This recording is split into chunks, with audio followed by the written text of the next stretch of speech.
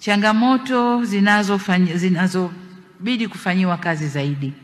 Hizi changamoto zilikuwa za mwaka ule ambao tulizungumza, tumezifanyia kazi, lakini bado kuna changamoto zinahitaji kufanyiwa kazi zaidi.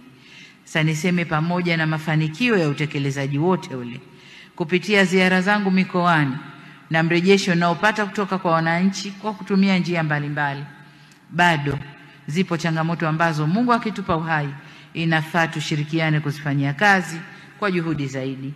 Kwa hapa nitagusia changamoto 3 kubwa. Ya kwanza, umakini zaidi kwenye ukusanyaji wa mapato na matumizi. Amesema waziri hapa kwamba bado hadi leo kuna watu, mbali na mifumo halali iliyowekwa na serikali ya kukusanya fedha kwenye halmashauri yetu au halmashauri zetu, kuna mifumo ya pembeni inaundwa, inakusanya fedha hivyo hivyo, na fedha zile badala ya kuingia kwenye mfumo halali naingia mifumo ya watu binafsi. Waziri na wakurugenzi, na wataka muwe macho kwenye hili, muwe macho kwenye hili, kwa sababu fedha hii itakapokusanywa yote ikaingia kwenye mifumo halali, hizi kelele tunazopiga ndogo ndogo hazitakuwepo. Tutakuwa na fedha ya kutosha ya kufanya shughuli zetu za maendeleo. Lakini tukiachia zikienda mikono mingine, maendeleo yetu yanakwenda kuzorota, na muda wote halmashauri zinadai fedha serikali kuu, wakati fedha iko kule na inaachiwa inapeperuka. Mheshimiwa Waziri, kama mmewabaini hawa watu, tafadhali sana, le jicho lako la huruma hapa hapana. Lakini wengine kama alivyosema wamethubutu kuja na risiti, lugha siku hizi risiti feki, lakini ni risiti za udanganyifu, sio risiti halisi. Huko wanakusanya mapato lakini kwa risiti zisizo halisi.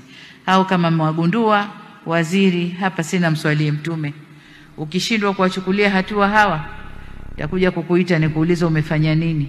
Hukufanya kitu, mimi nafanya kwa wao na wewe, wao ambao umewasamehe na wewe uliyesamehe.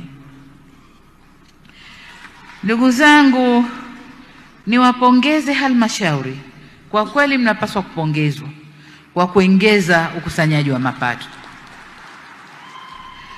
Lakini muono wangu ni kwamba mnaweza mkafanya vizuri zaidi ya hapa mlipofika. Kama kuna fedha bado hazikusanyi, zinakusanywa kwa risiti feki, zinakusanywa kwa mifumo ya pembeni, mkiziba huko na mengineyo, mnaweza mkakusanya vizuri zaidi. Kwa nendeni kajipangeni, tukusanye vizuri zaidi. Aidha, udhibiti wa udokozi wa matumizi mabaya nao umeendelea kupungua. Hongereni, sio kuondoka bali kupungua, unaendelea kupungua. Kwenye taarifa mdhibiti na mkaguzi mkuu wa hesabu alizokuja kunipa juzi hapa, ameona hakuna matokeo ya kutoa hati mbaya kwa serikali za mitaa, lakini bado ameona kuna vijikasoro ambapo mtavisikia kesho kutwa atakapokuja kuwasilisha taarifa yake. Kwa niseme bado tumefanya vizuri, hongereni sana, lakini bado tuongeze juhudi ya kufanya vizuri zaidi.